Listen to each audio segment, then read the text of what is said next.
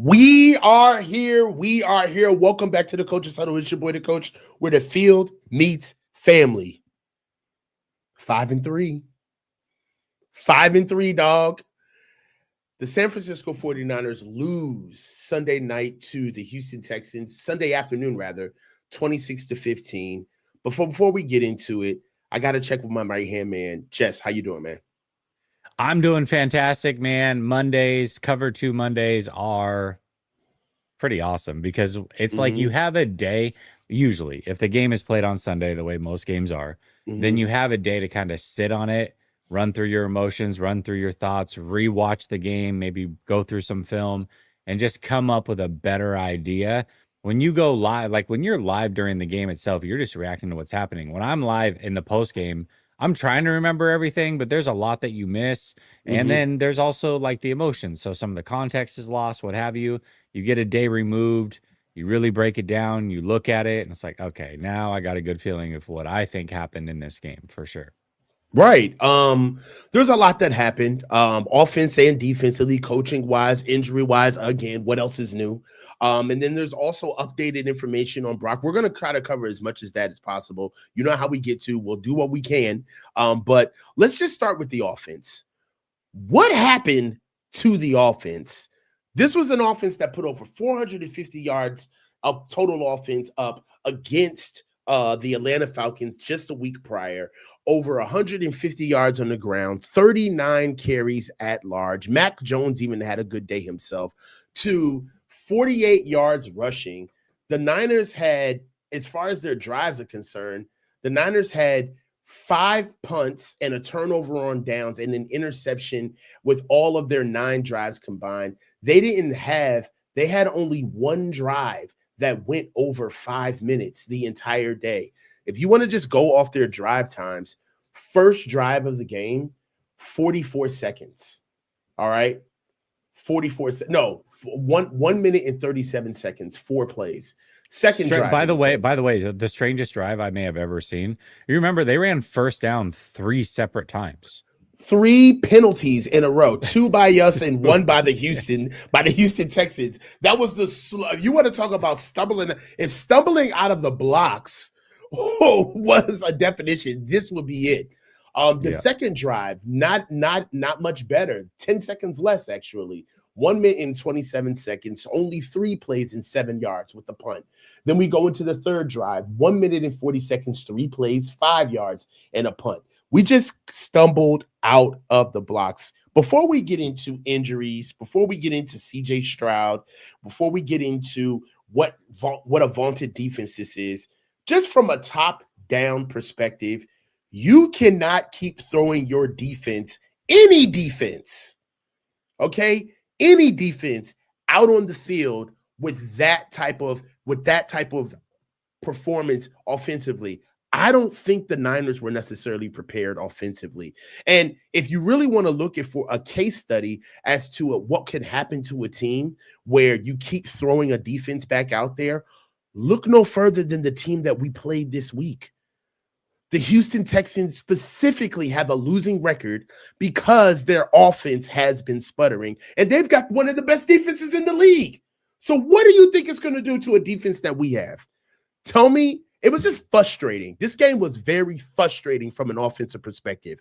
Give me your perspective, bro. Yeah, I mean, you're exactly right. You can't just keep throwing them back out there. And the Houston Texans are the best scoring defense in the NFL, 14 points per game. I mean, oddly enough, somehow the 49ers actually went above and beyond that, scoring 15. But the way the first quarter in particular played out was about as disastrous as possible, where Houston gets the ball, they hold it for 9 minutes essentially. Then you come in and basically go 3 and out, although you run like 5 or 6 plays because of the penalties. You have the Jawan Jennings face mask on the Mac Jones scramble to get the first down. That kills that drive. And then you can't run the ball with consistency. And this is when we talked about last week, Coach. I said, I don't know who the 49ers are. If they are the team that showed up against the Falcons where they can stop the run and they can run the ball, they are absolutely contenders.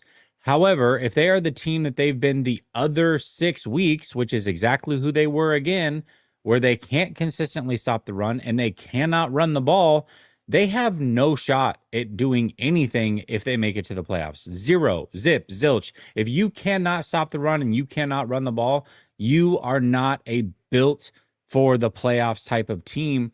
And that's what the 49ers have always been. They've always been able to run the ball. At the very least, offensively, they've always been able to run the ball. And it's funny to me that we get 1 week of flashback CMC, and everybody's like, "You're going to eat your words?" And then we go right back to 3.1 yards per carry, which is exactly what he's done all season long. They can't run the ball, coach. And if you can't run the ball, your offense is going to be up and down at best. You can only use the passing game and the horizontal passing game in particular as an extension of the run game so much before people just stop caring and key in on it. And it's so bad that you got defenses getting you in 3rd and long, and then they're just playing the short passing lanes because you have nobody that can take the top off. So you've got nobody that can take top off. Your running game is no threat. What are you supposed to do play calling wise, quarterback wise, to move the football with consistency, man? It's really, really tough to do. I think Kyle got caught with his hand in the cookie jar, man, to be honest with you. The biggest thing for me is watching how we slowly but surely dipped back into Kyle thinking that he's smarter than the defense that he's playing. I thought last week would have been a revelation to Kyle to understand that, dude, you got to go all hands on deck. You got to be able to get guys involved from different perspectives of the offense in order to get the best out of what you got, right? You're not in a position to sit back and just kind of pick from the top. You got to use everything. I thought the Atlanta game was emblematic of that, but Kyle went back to his old use case. The biggest thing that irked me about this game is how goddamn slow the offense was. We went right back into this motioning before every snap, taking our sweet time, even when we were down by 2 scores. It didn't take Kyle until maybe midway through the 4th quarter to start picking up the pace, all right? And then we actually got a couple of touchdowns out of those drives. The common denominator out of all of the drives that were successful for us, and there were only, 3? How many scoring drives did we have? Like 2 touchdowns and a field goal, yeah? 2 touchdowns and a field goal. Yeah. We had 2 touchdowns. That's it. Yeah. Oh, we 2 didn't touchdowns because we had the 2-point conversion, right? That's right.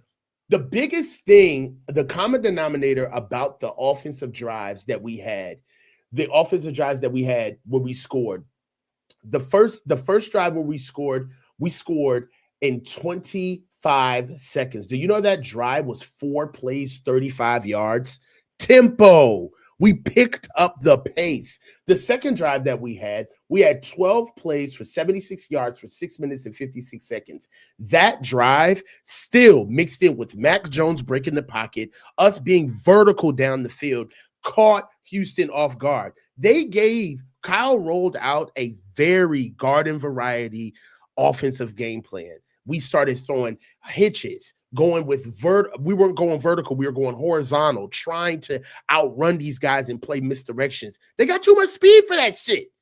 Too much speed to be fooled, bro. You're not gonna fool Derek Stingley Jr. You're not fooling Aziz Al-Shaair. That ain't happening, bro. What's my boy? Petrie? Petrie was on top of all of those weak-ass out routes, bro. He was, bro. Before the game, we were talking about the Houston Texans, and who did I tell you to watch out for, man? Petrie.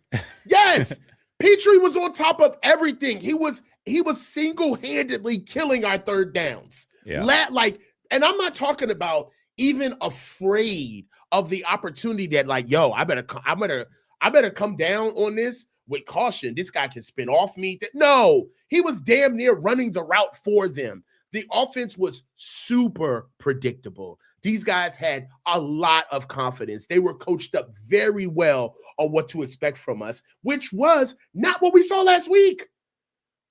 That's what confused me. We're going to get into other elements of it because we got topics down the line, but I was so disappointed with just the lack of preparation. And Brian Robinson, again, no carries. Like, what are we doing? You get The first time you roll Jordan Watkins out is on a third down. Yeah. On a guy to have it down. That's when you're choosing to get the rook ingratiated into the offense. Why? I don't understand it. There was a lot of little questionable things. You remember the play where Jawan Jennings was one-on-one with Danielle Hunter? One-on-one, blocking Danielle Hunter. Blocking Danielle Hunter. Danielle Hunter, I brought it up in the live stream. Like, what is your... It's like, oh, the Niners had... Then they had a nerve to say the Niners are having a hard time blocking on the outside. It's like, yeah, no shit, Sherlock. We got Jawan Jennings blocking Danielle Hunter. That ain't it. You got that play.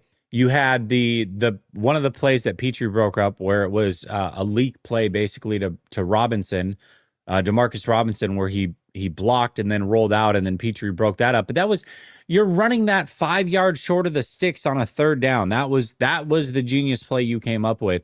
And then you have a long developing play to Sky Moore where Mac Jones uncorks it as he gets leveled. And the reason he gets leveled is because juice leaks out of the backfield, and instead of chipping one of the best pass rushers in the game, he just runs right by him to go out into the open field to be a weapon, I guess, for his one catch that he gets every single game. The play design was very questionable early on in the game. Now, as the game went along, I felt like it got better and they started to roll again. But it took a while, and early on in that game, it was like those were the 3 plays that I wrote down. Like, these are awfully designed. Terrible play designs. I got to keep it a buck. Even though he redeemed himself, Jawan Jennings, man. No. He didn't redeem himself. Like, he made one catch. One catch, bro. One catch. That's why I love you. I was trying to be nice. Dog, one catch, my man. Son, the dropped route. Everybody's saying that Mac's got to throw that ball better. Bro, no. Mac is throwing him open. My man, you got to catch that. I saw something that Johnny Dales put up on Twitter, looking at Jawan not being able to rub off on the inside man because he's not realizing that he's the hot on the out route. Jawan is playing a lot of me ball. He's got a case of the poor me's. Shout out to Coach Saban. He's got a case of the poor me's, bro. You can't perform like that with all of the shit that you've been kicking up all season. It's ridiculous. I'm telling you right now, offensively, I don't know what it is. They're like unruly children where it's like you rear them once and you tear that ass up, and right when you think, oh, you know what?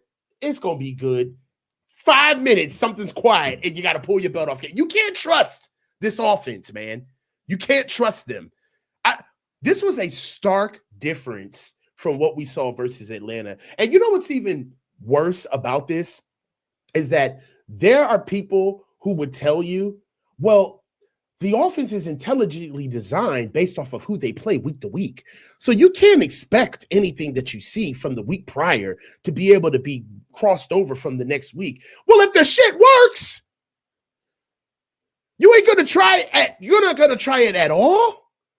I just think that Kyle saw that we didn't get a lot of, and we did have good runs with CMC at times, but my man, and then something else. Hennessy, man, he struggled. Buns.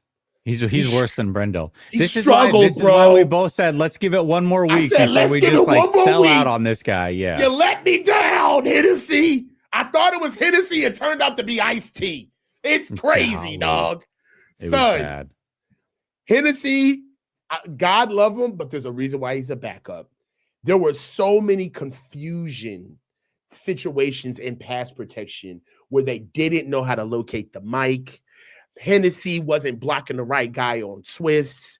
He wasn't blocking people in the run game, getting lambasted in the run game at times. It's just, we just have a center issue. It is what it is. We just have a center issue. I mean, what else can you say? The tackles? Awful. Colton McKivitz, my dog. I don't understand. Trent Williams too, though. Trent Williams is, bro, he's not playing well either. I saw the guy. What's the old tackle that played it for the Rams for so long? Whitworth. Yeah, Whitworth. I just saw Whitworth and some guy sit there and talk about like how great it is to have Trent Williams right now and just being so confident. And I think it was after the Atlanta game. It was just one of those canned glaze fests. And offensive linemen always glaze offensive linemen. Remember when I called out Trent tipping plays? Every professional offensive lineman or ex-professional offensive lineman was at my neck for that. They're like the Illuminati, bro. Yeah. Yes. It's like they covet the fame too. And if you come at the throne, they start barking. But they struggled. Now, albeit it was Danielle Hunter and Will Anderson Jr., who I'm very familiar with, two dogs. But hey, I'm just being honest.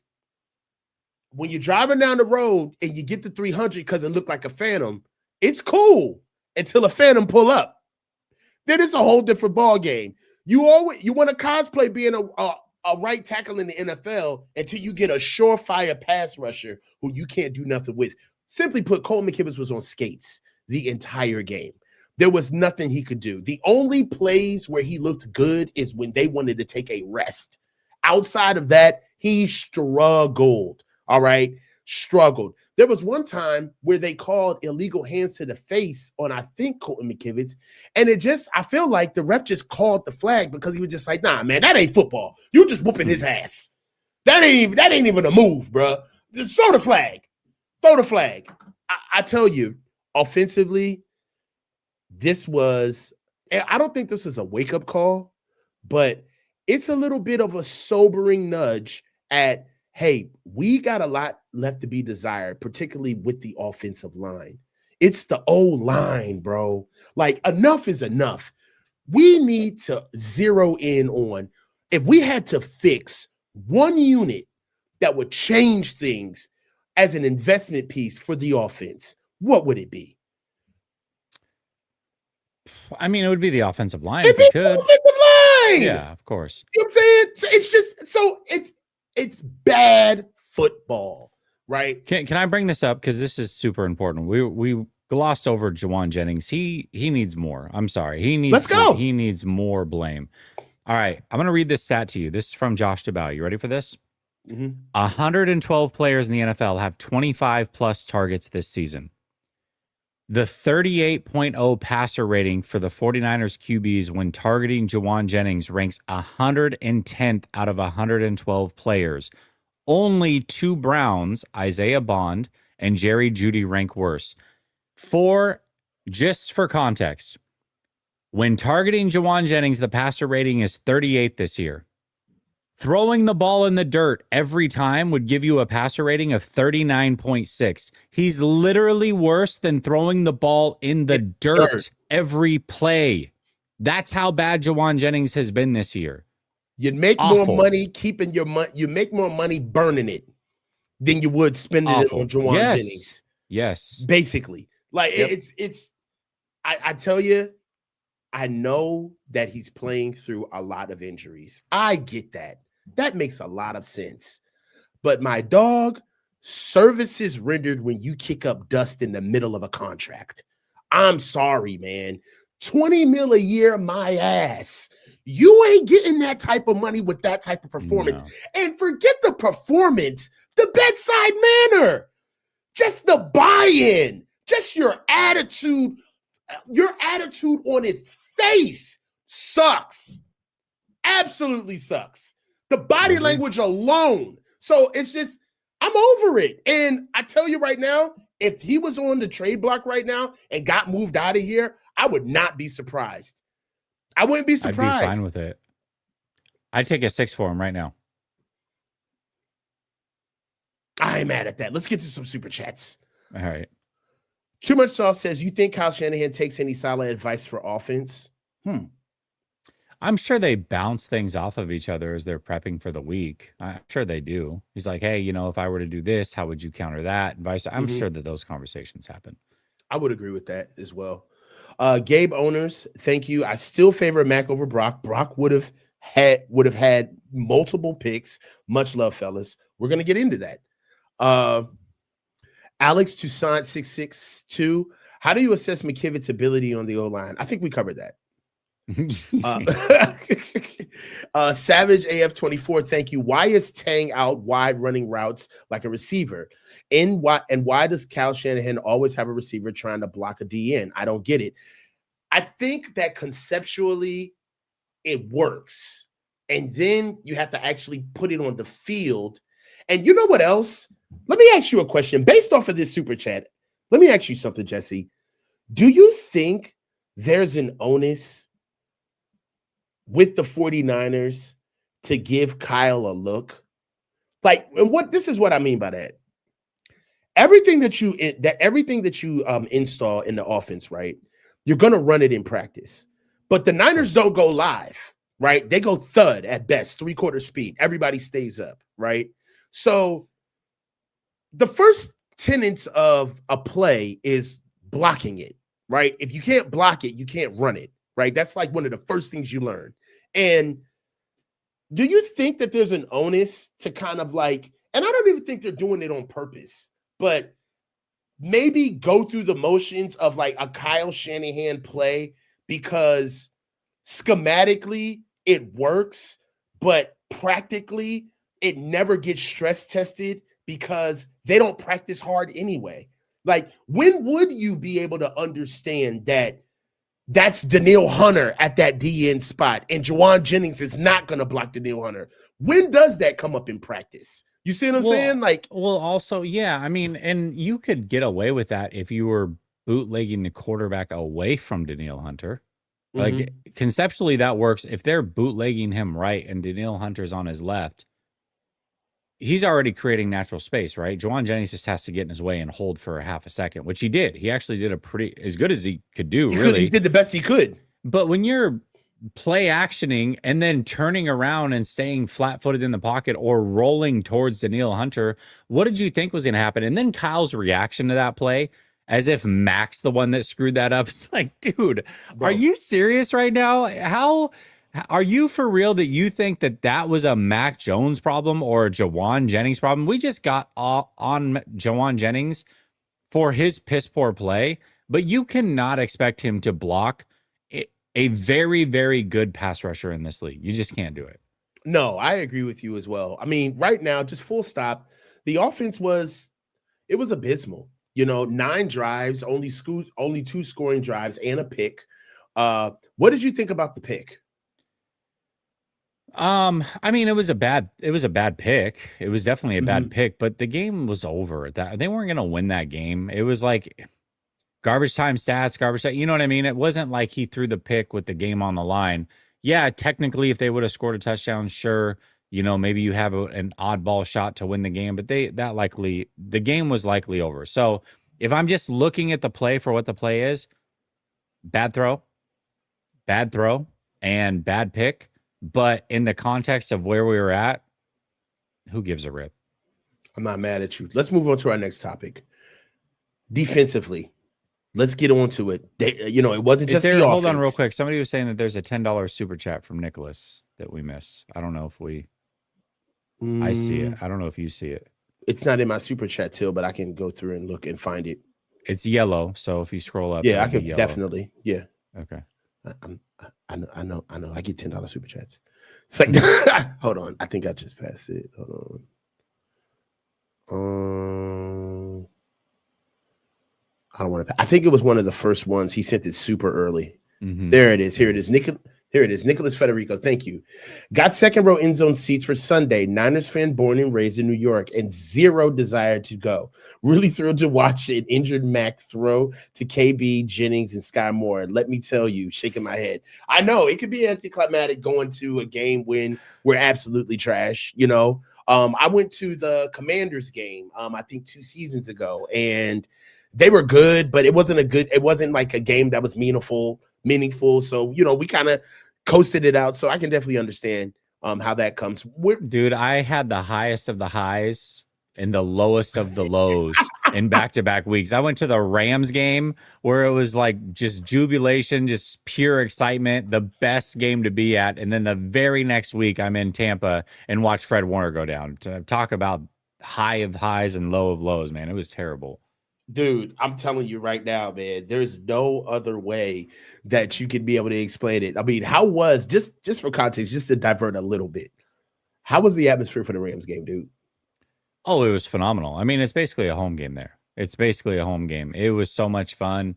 And then I was there with Roundtable Sports, so it was just a blast. I mean, the whole thing, I was mic'd up the whole game, so talking Mhm. trash and whatever. It was a great time. I really thoroughly enjoyed it.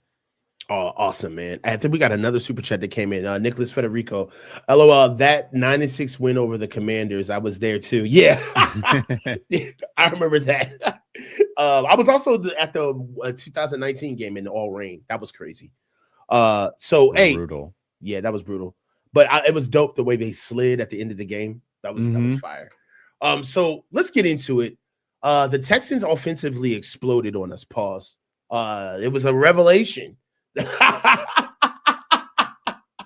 They exploded on us. But look, all right, 400 and say, yo, just let it ride, bro. You don't let it ride. Where did they place the explosion? Can you fill us in? Yo, relax, son. I felt it as it was coming out, boss. So I was like, hey, yo, what are you saying right now? All right. So, all right, son. So, total yards for the Texans 475. The chat's going crazy. Yo, right up the gut is crazy, Corey. So, they rammed it down our throats. It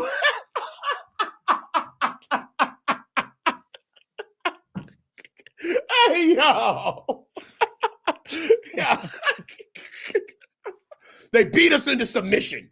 So let's go. Oh my gosh. I'm never gonna grow up, bro. I'm never gonna grow up, son.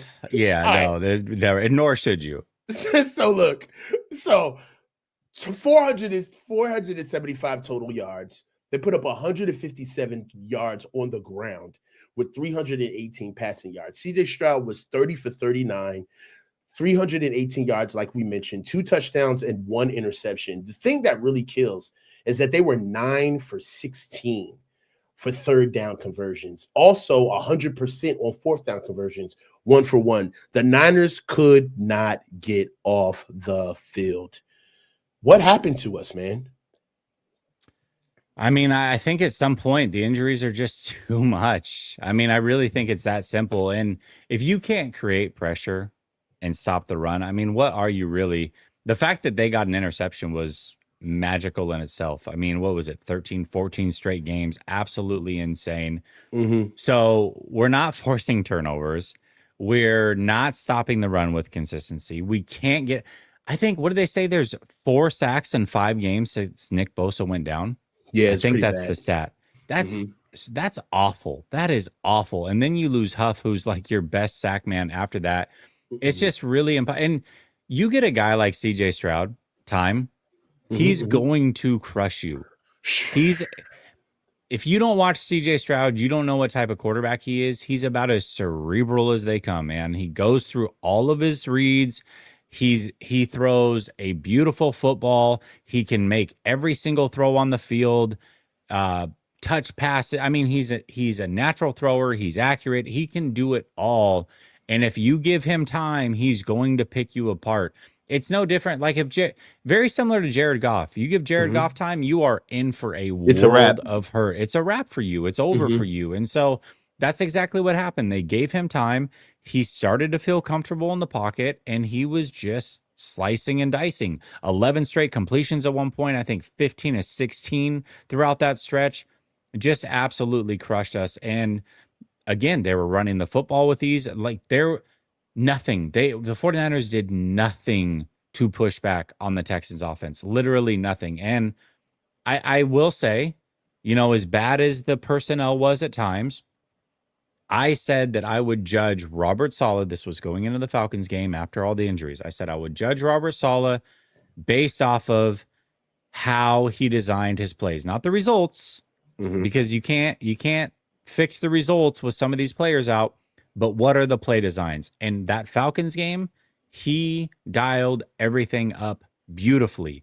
This game, he did not do those things really until much later in the game. He Vanilla. was sitting back, very vanilla. There just wasn't a lot of window dressing on those plays, and I think that it killed him, because I think once he started adding in some of that window dressing, no, they weren't stopping the Texans, but they were bending and not breaking, and so that's ultimately what happened. And then you have some broken plays. D Winters doesn't drop back into the slot and drop back into the end zone. It just Tatum Bethune, he had some the seam misses. route is right there. Bethune had Mhm. some misses. It was a lot. Player, I mean, it was a collective bad game, but Solid deserves a little bit of blame for sure. If we're gonna praise him, then we got to call it out too. This is the way I saw the game defensively. It was frustrating because I think that not only were they having success, but they were having success off of our weaknesses. They really did a great job singling us out. One thing they did is that they immediately attacked our nickel issue with whether we're going to do with Upton Stout or Chase Lucas, and Berrios was immediately activated into the offense. Berrios was having a day. Berrios was having so much success that I hate that. I'm ashamed to admit it, but he went down with like a light injury, and I was like, whoo, take this one off, brother. Like, we don't need you back. Another thing that they were doing immediately is the draws. One thing about us is that we're intelligently designed from the standpoint that I feel like Coach Saleh breaks down, as we've heard, breaks down offenses and finds exactly what they do well, right? Things for them to attack. And I believe that defensively, we have been a team where we're a package defense. We don't really have the bodies to play vanilla, to really just roll out a base defense and let the rules of football fall where they may, because we have the dogs to make us right. So with that, sometimes there's a little bit of gambling involved with our defense. One thing that we've been doing is that we've been generating pass rush with being able to play around with the offensive line with simulated pressures and shooting gaps and overloading on gaps to be able to open up different lanes for DBs to come in or for looping linebackers to come in. A lot of that stuff is predicated on offensive lines that have rules, especially when they're trying to run in a way of outside or inside zone where basically everybody has an assignment. What they beautifully did, and I have to give Coach Casey credit for this, is that they used the draw game. They use tons of draws. So when you're blocking with a draw up front, from an offensive line standpoint, you're taking the defensive lineman wherever he wants to go. Okay. You're not fighting to get him inside of a gap. And what you can do with that is you can take away defenses that want to overload gaps, because the running back can make you right on draws, especially with a strong runner like Nick Chubb. Another thing that helped them out tremendously in the run game is that Marks, that change of pace back that we had. He was a change of pace when they were getting lulled to sleep by Nick Chubb's tough runs and guys were being able to get into the box. We started creeping up. Then you come in with a guy like Marks that could come in. He's shifty. A couple of times we were so built into just muscle memory with being able to just force bodies into gaps that Marks was getting big runs by simply just being patient and bouncing outside. They took advantage of a very underutilized, undermanned defense. On top of the fact that we didn't have a pass rush. So like you said about CJ Stroud, they did it with a quarterback that really, if you just give him the mechanisms to make good throws, he can do it all day long. But make no mistake about it, that still is a bad offensive line. Okay. Nick Chubb only averaged atrocious. Yeah, Nick Chubb only averaged 3.3 yards a carry. Okay. So he didn't have a crazy day. All right. As a matter of fact, if we're looking at what they did, Woody Marks, he's the one with that big run that he had. He had 11 carries for 62 yards for 5.6 yards a carry. Nick Chubb was 17 carries for 56 yards for 3.3 yards a carry.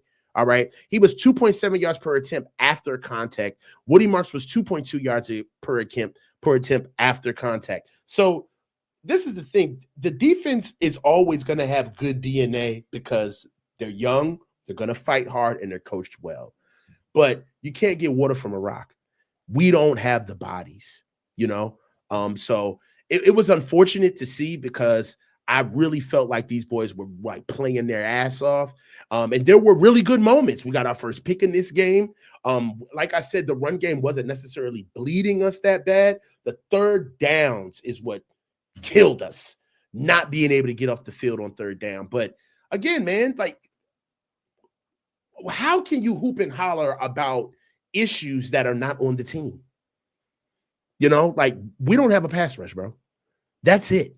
There's nobody else, you know. So it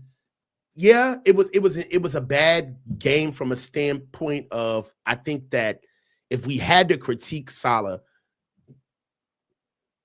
you sat back way too early. You should have took the gloves off away or earlier, and you should have started pressing this dude. You should have started blitzing. Dude, you can't let these boys sit back and waste all of that energy. But half of that, if you're thinking about it, half of that, if for Coach Saleh, if I'm in his shoes, I'm saying, Coach, how the fuck am I gonna blitz these dudes when we're on the field for 15 damn minutes? What can we do? The offense keeps throwing us out here. They're taking off over half of our playbook to be aggressive, or I don't have a team. They're going to be gassed by half. So there's a part of that too where you got to understand what Coach Saleh's dealing with, where he understands that, hey, I only got but a couple of gallons in this tank. All right. And once we're done. And we got to make it home on fumes. You know, and it doesn't help a young undermanned defense being on the field that long. I just needed to say that. The time of possession was disgusting. 41 minutes to 22 seconds to 18:38. You can't win, Coach, like that. You can't, but you run the risk of this happening every single week because the 49ers are one of the worst rushing teams in the NFL, period. Yeah. They are worst in yards per carry. They are third worst in yards per game. If you cannot run the ball, there is no guarantee that you are going to be able to bleed the clock at all on offense, which means your defense is always going to have their back against the wall. No matter what, they are going to have their back against the wall. And this is something that you risk happening every single week if you cannot run the football. And the 49ers can't run the football right now. Hey, man, defense was on the field for 41 minutes and 22 seconds, and they only gave up 26 points. Yep. That's the way I look at the game. When you throw that defense on the field for damn near over 3/4 of the game, all right, you can't sit back and say, man, well, what were they doing on defense, man? They couldn't get off the field. When you got the offense with literally one drive over 5 minutes. Everything else was 2 minutes and less. I come from an offensive side of football where that's where the responsibility comes from. I didn't come up in like this really frou-frou coaching environment. Dude, if we had that type of offensive performance by halftime, coaches was talking shit. I'm sorry. Like, what are y'all doing? Y'all don't got nothing you like? You can't even stay on the field for 5 minutes to give us a blow? So, hey, it's embarrassing. But hey, let's get to the sleeper, man. All right, man, let's do it. We got Thursday night football. We got Ravens versus the Dolphins. Lamar Jackson's coming back. We're going to take our freebie here. Lamar Jackson just needs 1 passing yard. So get a 100% deposit match using promo code LSS of up to $100. Right now, also, Sleeper is running a promo that if you use promo code LSS, you don't even need to make a deposit, and you will get $20 to play with. Now is the time. If you've ever been on the fence, you can do daily fantasy, weekly fantasy, pick'ems, what have you. We are doing pick'ems right here. All right, Coach, I'm going to ask you, Dolphins have been an atrocious team. They found a way to win this last week. But the Ravens defense has not been great. That is for sure. So do you think Jalen Waddle, actually, let's go A-Chain because they can't stop the run.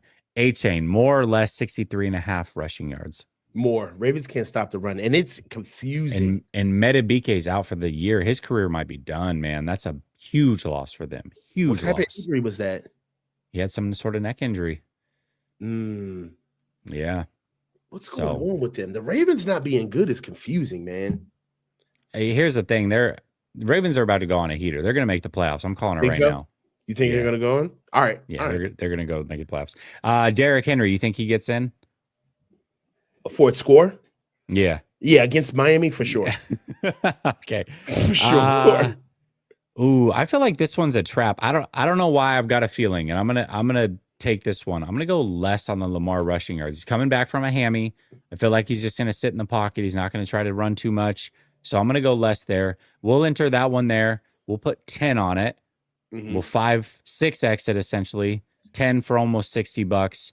It's that easy. And if you have buyer's remorse, you can always hit the free cancellation. You have 5 minutes to do so. Either tail us, you can fade us, but either way, use promo code LSS. All right, coach, let's get back to it, brother. My dog. You know what I'm saying? So let's get this hell off the screen. Get the fuck off the screen. Get the fuck off the screen. All right, so let's go. All right, so I know you want to talk about this. We've been bringing this up literally. I think we have another super chat. Let's get some super chats out of the way really quickly. Right. Dimitrov, serious question. Is it that hard to trade for some O-line? Like, aren't there any decent players out there? Can it get worse? It is that trading hard. for O-line is very, very hard to do. Yeah. Very, very hard to do at the trade deadline. Very hard to do. Yeah. Because the rest of the league covets O-line, except for the 49ers, apparently. So imagine that. You get a good O-line. I mean, look at what we did with the Trent Williams trade and what we turned that into. Look how much that carried our team. You know what I mean? How long? But that was an off season. That was an off season. So yeah. In season, it's very hard to do. Very hard to do. You got to be hard up, man, to trade up an offensive lineman. You got to have a fire sale essentially to be able to do that. Last time there was linemen like that traded, I think Lyle Collins was at large one time when he was coming out of Dallas. He was a big time tackle. But outside of that, it's rare. A lot of guys get locked in before the season. We got Frisco Shields coming in with a super chat. Thanks. How can we say the Niners can't run the ball when the offense doesn't try? Defense keeping the Niners in games with that time of possession is crazy. It is. Because no matter how you slice it, whether you go yards per game or yards per carry, they are bottom. And in fact, they're worse than yards per carry, which shows they can't run the ball. Yards per game, they're actually third worst. Yards per carry, they are dead last in the NFL, which means you could run it 100 more times, but you're still going to average the worst yards per carry in the NFL. It doesn't really matter. They can't run the ball. How can you have a full-fledged conversation? I'm sorry, I'm still on this Whitworth shit. How can you have a full-fledged conversation about how great Trent Williams is doing when he's a part of an offensive line that has 2 rushing touchdowns? And we're in week 8 of the season. It just does not make sense. We don't prioritize it. And even when Trent was here, the offensive line was very serviceable because of him, right? Because we had other players that were decent, but they've gone down, man. Just, it is what it is. And, and I understand that Dominic Pooney is hurt. He's dealing with a PCL thing, and he's being courageous and playing for that, but he's regressed. He's not the same thing. And again, Colton McKivitz is Chrysler 300, man. He looks like a Bentley until a Bentley shows up. It is what it is. You look like a Phantom until a Phantom shows up, bro. So Colton McKivitz is always going to make you feel like he's good at his job and he does great at his position until he faces a real edge rusher. And then you see, so the bottom falls out. He's not even decent. Yeah. You know what I mean? The bottom falls out. So it's concerning. Let's get to our next topic. It's time to make a deal. Offense, defense. Where do you see the 49ers making a splash? Also, do we make a splash, Jesse, or is this a serviceable deal? What do you think the Niners need that can help us right away? And I also wanted to bring something up too before you go there. Is there a world where we divert and start looking for secondary as well outside of a pass rusher? Just Take it away. Uh, I don't think so. I think they're looking at strictly pass rushers. I also don't expect them to give up a first, second, third, or even a fourth round pick to do so. I think they're going to go bottom of the barrel, Goodwill shopping Mm-hmm. to add another player or two, try to get fifth round picks out there. And that's what you can expect. And if teams aren't willing to take that, then whatever. So maybe you're looking at it like an Arden Key, maybe one of those Miami boys. Mm-hmm. I think, um, I don't know, Mozzie Smith, something like that. There's just, you're not going to get somebody special. And I don't think the 49ers should try to find somebody special. I don't think that that's going to be Mm. enough to put this team over the top. I don't. There's way too many problems on this team. They don't have a good wide receiver right now. Can Ricky Pearsall even play 5 straight games? We're yet to see that. What does Brandon Ayuk look like when he comes back? But outside of those guys, right now they don't have a really good wide receiver. They don't have anybody that's a go-to player. You can't run the football. Your offensive line's not very good. You can't stop the run with consistency. You can't get after the quarterback with consistency. Making one big splash trade is not going to solve all the issues of this team and make you into an instant Super Bowl contender. It's just not. So Mm-hmm. I think that's the right approach. I think that's what they're going to do. I think that's the right approach. Do they end up making a trade? I think it just all comes down to what teams are willing to part with their guys for 5th round, 6th round picks. I think that's the type of trades that we're looking at for the 49ers. Yeah, I mean, I agree with you. And I agree exactly with how you want to go about this. Big splash trades just isn't. We're we're not in striking distance of anything, honestly. Right now, I still think the season needs to be contextualized with getting back everybody that we have. Like, is Brandon Ayuk ever going to play? I did hear that his practice window is open up, but when you have guys like that can basically tilt the inertia of the team, period, it's kind of hard to go in meticulously and say we need this, right? Bryce Huff, we don't know how long he's going to be out, but with him there could be a whole different fabric of how the defense is ran. So right now, I do believe that what we would need as far as trades are concerned is bodies. We need bodies, man. That's the biggest thing. We need to be able to roll out somebody else at edge. And don't look now, Sam Aquanu got hurt. And he was out of the game. And that's a big one because you and I are big Samo fans. So I do believe that they're going to get somebody at edge. You got to have some type of teeth on the defense. If you don't have a defense that can at least get after the quarterback, you can always coach up the run. That's effort. That's technique. That's just football, honestly, being able to stop the run. And I know you're going to get guys that are pretty much going to be, they may leave some things left to be desired, but you have to get somebody that can get to the quarterback. And to be real with you, is it fair to put any of this on Mykel Williams right now? I guess. I mean, listen, I understand it. I'm not going to tell people how to fan. I'm not saying that you shouldn't be frustrated with Mykel Williams and his lack of production in the pass rush game. Mm-hmm. But I do remember in particular sending out a tweet prior to the draft. So prior to him being on the 49ers. So this is not like, hey, I really like the pick, and so now I'm going to back it. Like, say what you want about the pick. I get it. At 11, maybe it's too rich for a guy like Mykel Williams. But Right.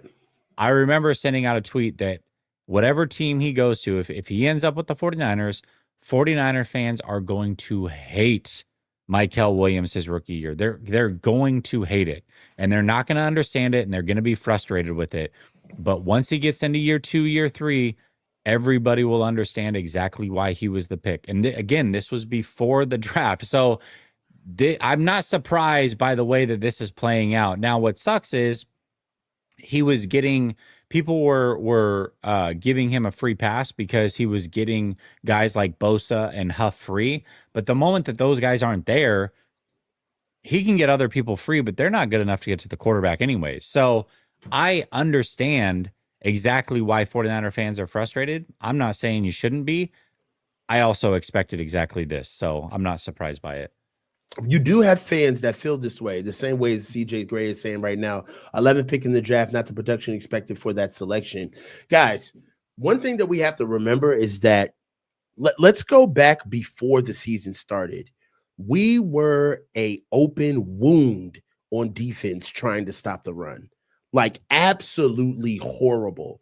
So much so that we needed somebody that could actually have the run game baked into their skill set as a plus right away.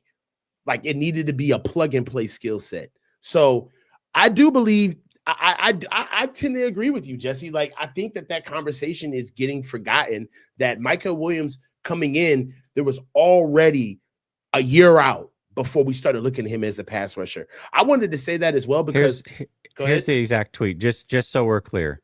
April 25th, I said Michael Williams will be a player that if selected by the Niners, people will talk ish about his rookie year, overlooking his run defense because the pass rush production won't be there. But by the end of year 2, those people will be on a milk carton because Michael will be an all-around playmaker. I cannot wait to see if that comes true. So yeah, there you go. Yeah. And really, again, you know who else is quietly stacking games? Alfred Collins, man. Yeah, Alfred, dude, he's so big, dude, so big, so big. Like he's a monster on double team. He can't get double team, bro. He refuses to be doubled. He puts those mitts out, bro, and starts. Yo, hey, I'm telling you, I love being wrong about Alfred Collins. He is growing game by game. Now, CJ West. That's wild. I do not know what happened. I thought CJ West was going to be a huge player for us. It doesn't seem like he's necessarily having the best rookie campaign out. But, hey, man, it's almost kind of like it's hard to abuse the defense when you literally know about every player's story on there. You know why they're here.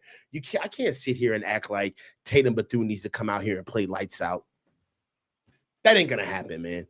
You know what I mean? And that's what I mean by the Houston game defensively. It was frustrating because they knew exactly where to stick the knife. You know, that's what it was. They didn't just overpower us. This wasn't a laugher of a game where they just embarrassed us. They meticulously took their time. They understood that we are an undermanned defense, and there's just certain things that we can't do. Right. And that's what they did, especially with the screen game, the draw game. They were just taking so much energy out of us because that's what we rely on. You got to have energy. You got to have tempo when you're playing with this type of defense. It was frustrating to watch, but they went out on their shield. It's like you think about it like this. When you go into, I'll use boxing because I feel like more people are familiar with boxing than MMA, but when you go into a boxing match, like there's different styles that you fight depending on your opponent, right? And some of your opponents just don't have great stamina. So instead of but they have granite chins. So you don't go for the knockout blows. Hell no. You take gut shots all fight long until you zap them. And then you go for the kill shot. That's what I felt like the Texans did to the 49ers. They just body shot. And then when they had us right where they wanted us, 45 yards over the top to Jalen Noel. Those were the types of things that happened throughout the course of that game. So, yeah, I think their game plan was beautiful. It was the right one. And the 49ers just don't have the horses to keep up. They took us into deep water and drowned us. That's what they did. You know, it was a slow walk.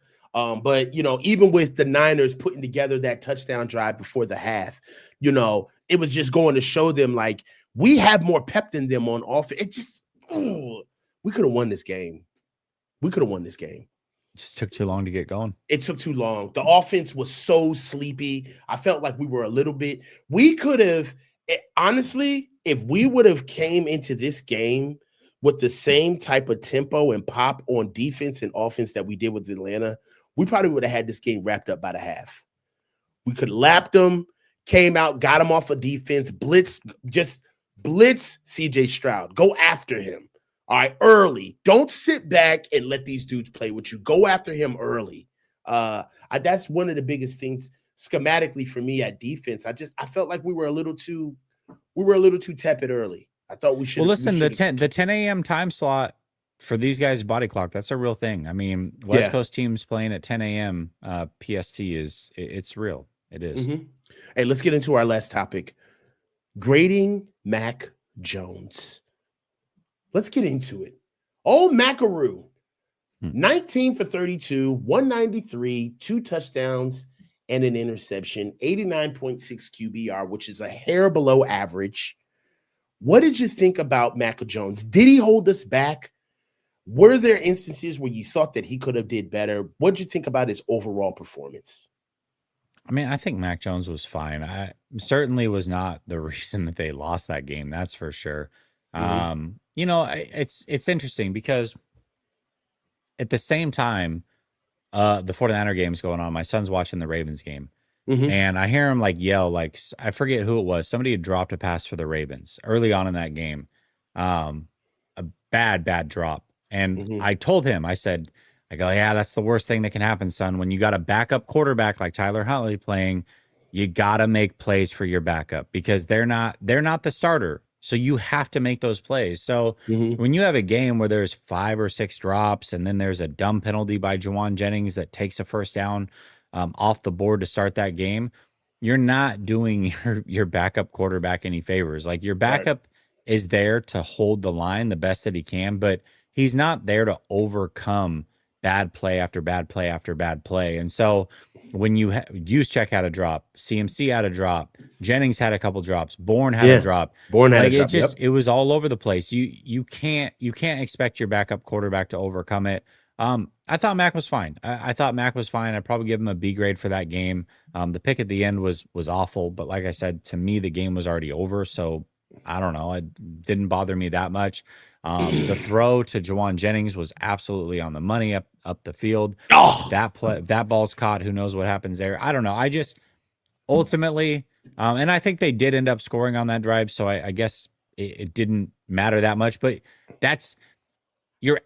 when you drop a play like that and then you end up going down and you score on that drive, you're forcing your backup quarterback to make that more plays just to go score when it was right there in front of you. So you only have so many good plays from a backup quarterback anyway. So I don't know. I think if I'm just looking at Mac Jones in totality as a backup quarterback, I would give him an A for the totality of the 6 games that he played. You're 4-2. I think Brock will be back this week. Maybe that's wishful thinking. We'll see how it plays out. But if this was the last time we see Mac Jones, then I'm going to give him an A in totality because he is a backup quarterback. Now, if he was the starter and played exactly the same way, I would say probably B- is probably the grade I would give him over the 6 games. But ultimately, he's the backup. He did his job. He did more than his job. And I'm happy that we have him because this season, if they had the same backup quarterbacks they had last year, this season would be a wrap already. They would have been 2-4 at best during this stretch with Mac Jones. Yeah, I listen. Mac did a great job. He's doing exactly what he's here for. He's righting the ship, holding things down.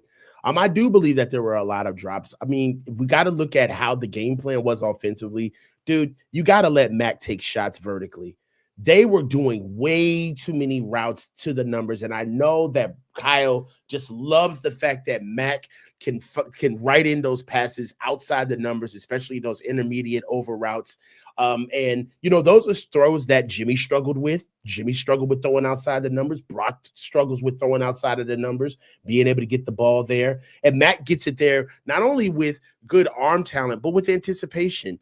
I think that Kyle gets a little too pass happy with those types of throws. You saw that a lot of what Mac started getting done is he started being able to throw down the field, in between the hashes, all right, up the seams. You know, one thing when you got a backup guy like Mac is that he's playing with no conscience, right? This is house money. He's good to go. So why not put that type of pressure on him when you know that there's really nothing for him to lose? I believe that when you allow him, and then I hate to say this, but Mac Jones is better when he's sped up.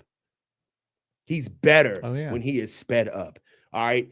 Kyle being able to meticulously go through each play, trying to fool the number 1 defense in the league. It's almost laughable when you look at what we were doing offensively with not taking advantage of all of the vestiges of the real game at the time, which is you got to be able to take care of tempo.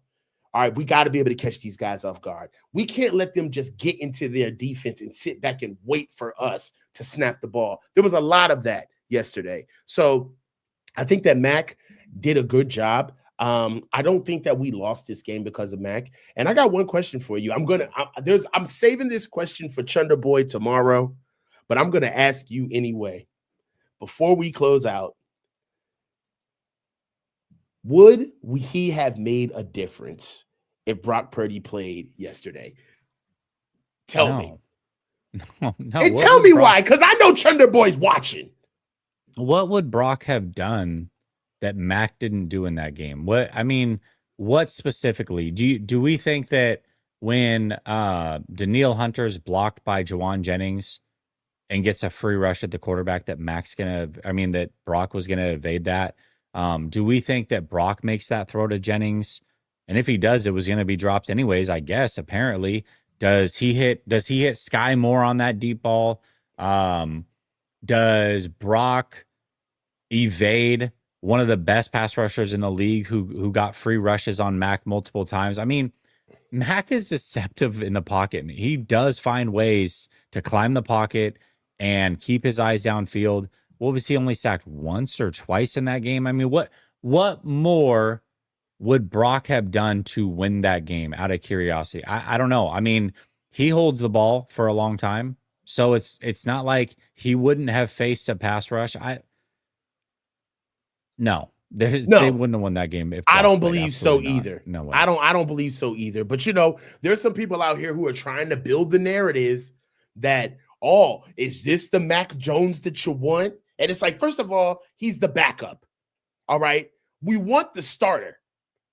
And before we close out, do you think Brock plays next week against the Giants? I do. Yeah, I do. He has to, I'm sorry, dude, get your ass out there. Like, you cannot miss. What is their record? 4-2, 6? 4-2. You're gonna miss 7 games. 7 games after being paid. 7 games. You practiced all last week. He did. Get out there, bro. Play. I'm sorry. You've got to play. And if you're not going to play this week and then you're not going to play versus the Rams and you're going to wait till this schedule gets patsy so that you can go out there and make sure your toe feels better and let Mac keep the season afloat, like, absolutely not, dude. He needs to play. Hey, man, it's heating up. We got 2 more super chats from this dude, Brother Bob. What's up, fam? Driving home. Jesse implant good? You got an implant? You got a boob job? Didn't want to let us know. Got a BBL. Jesse got a BBL. Got a mommy makeup. Brother Bob, our draft sucks. Dirty BBL. There we go. There's the BBL. Perfect. That's good. Fire Kyle Levy. My God. Hey, man, this is a good one. What do you got coming up for the slot, man, for the rest of the week? Let's see. I got my show with Sunil. I got Behind Enemy Lines. So yeah, man, we got a good little week coming up. Yeah, of course, man. Hey, Tom comes in with the comment of that will be foolhardy. Brock versus his offensive line against the Giants defensive line on MetLife. No. Yo, go ahead. Play, man. You're the starter. Play football, man. If you practice all week again and don't go out there and play, like, I get it. It's like, well, hold on. If I make one wrong step with my toe, I can put myself all the way back and start all over. Then why are you practicing? You shouldn't be practicing until you're 100%. If you can log practices 2 weeks in a row, you better play football. Porcelain Purdy. Hey, Brother Bob, one more. Jesse, did you just call Purdy a girl? No, he didn't. Stop trying to start I did not say that. Stop. Yeah. Oh, my God. Tom, stop it. Tom, you're being morbid. Let's get out of here. Yeah. This is the coach. Stay low and keep your feet moving. Peace. I'll holler at y'all. Tomorrow, I got Neutral Zone with me and Chunder Boy. See you guys. Peace.